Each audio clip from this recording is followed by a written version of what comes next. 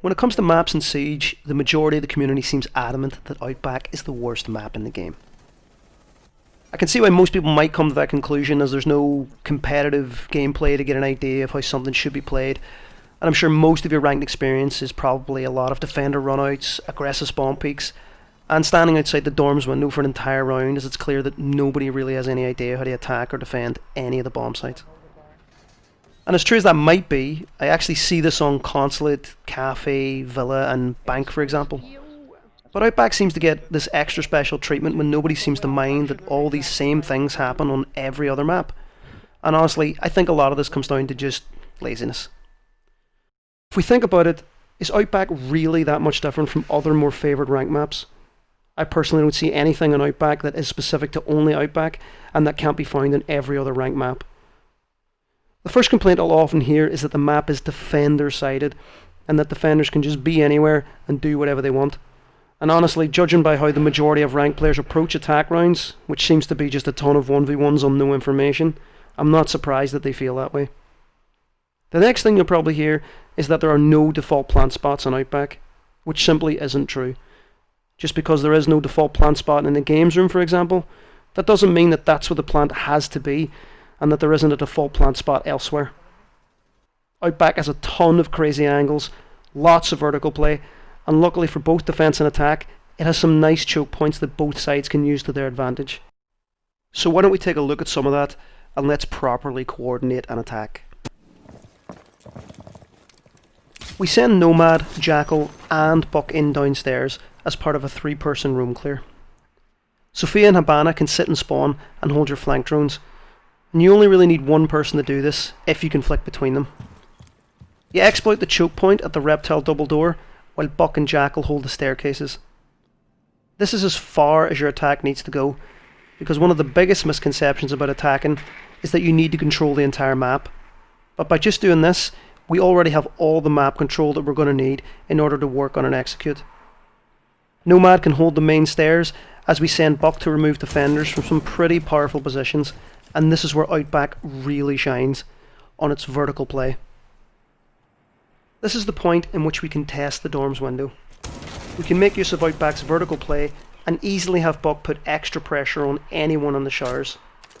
This should make anyone playing in the showers step directly into Sophia's line of sight. Habana can then move through the dorms window in order to contest the player on the stairs with Nomad. Buck is also able to make use of more vertical play in order to help Nomad and Habana secure the space and another possible frag. Habana is now in a safe enough position to start cutting off anyone that moves through the games room and shower room doors with this nice long angle. Buck can remove any bandit batteries, mute jammers and traps, or any players attempting to play tight against the laundry door. This allows Habana to extend her line of sight through the laundry and directly at the standard piano stairs rotation. At this point, there really should be nowhere that any of the defenders can play or can contest this area. If you have all these positions held, this only really leaves Nomad to phase check the piano stairs rotation and make use of her last air jab. And from here, we're in a perfectly safe spot to get a plant down right behind the washing machine. You have half map control and every defender rotation cut off. You have perfect positions to hold down the diffuser in a post plant. Attacking from this side of the map helps to remove a lot of things that make attacking Outback feel like a nightmare. You completely avoid a very difficult roam clear from garage, in which you have to move past the garage window choke point. You still have to open the bull wall, you have to take a fight with the player on piano stairs, there will be a player hard right behind the bomb, so you absolutely need smokes, and you better hope that Mira's banned, or it's basically impossible to do anything. So without Mira, how do we start to defend properly on Outback? Let's start by contesting one of the most widely peaked windows in the world, and that's probably the dorms window. Now you could just hold this like any other player in ranked and hope to win your 1v1s, but by simply adding a Goyo shield in this exact spot, not only will you give yourself the advantage of being able to sit right in front of the window with a constant peek, but you'll get to exploit the perspective system in the game. This makes it so the attacker at the window can't see you moving out from behind the shield to going in front of the shield, and this changes your level and your position completely. We obviously want to hold this position fairly aggressively, So we're going to add 2 ADS in the second shower stall. This will protect Goyo from nades, Ash and Sophia charges. We're also going to add these vertical spots right below the window and the Goyo shield.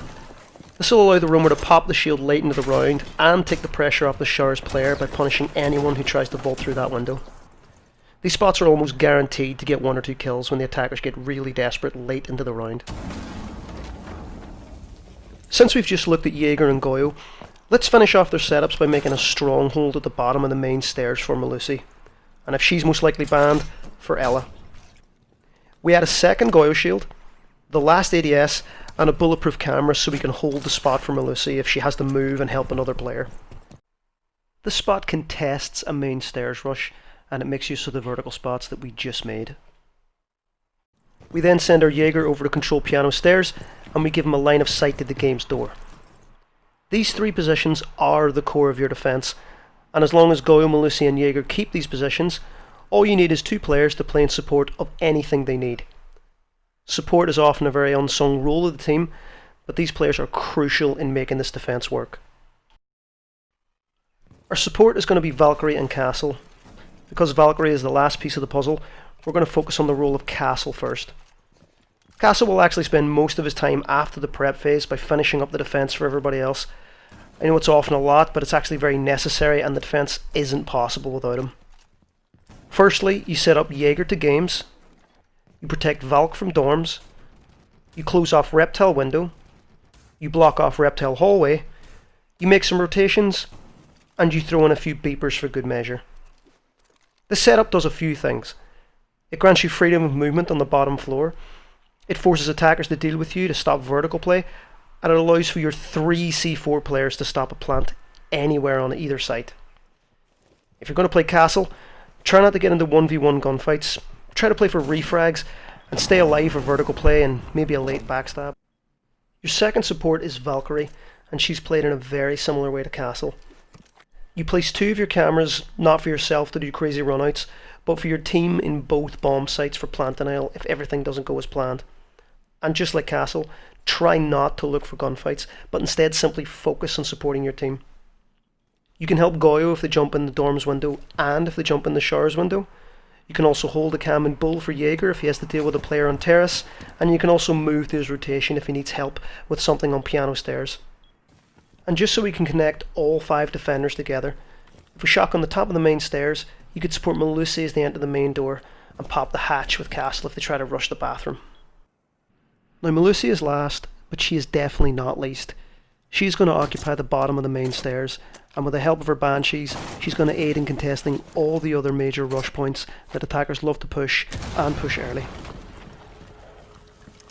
Melusi's role in this defense is something I think most players really struggle with, and that is simply doing nothing.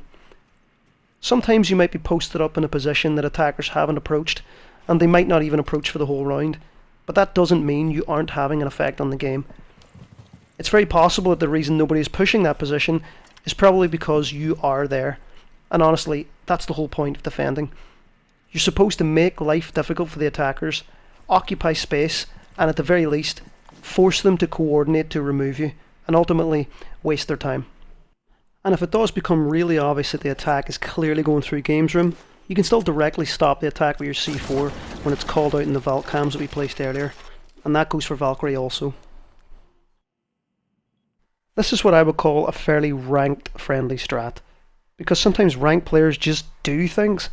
Most of the time they play off very little or no information, they often aren't in stacks, and even if they are, they normally aren't all pushing one area with a single goal in mind. But no matter what the opponents do, you should be set up for a full push or have 2 players on any one area at all times. If they try to push Goyo in dorms, you should have a low cross with Valkyrie, and you can also see the showers window along with Melusi. If Jaeger has to cover the game's door, Valkyrie can easily cover him through the piano rotation. Goyo covers a rotation through showers, and if Jaeger gets pushed from terrace, Castle can also pinch from below. I guarantee if you, a duo queue or even a 3-stack, try some of these ideas out, I think you'll have much more success and fun playing this map. Outback is much deeper than people seem to give it credit for, and it will be a shame to have it scrapped just because people are following the trend set by the Siege community. So let me know how you get on in the comments below. Thanks for watching, and I'll see you soon.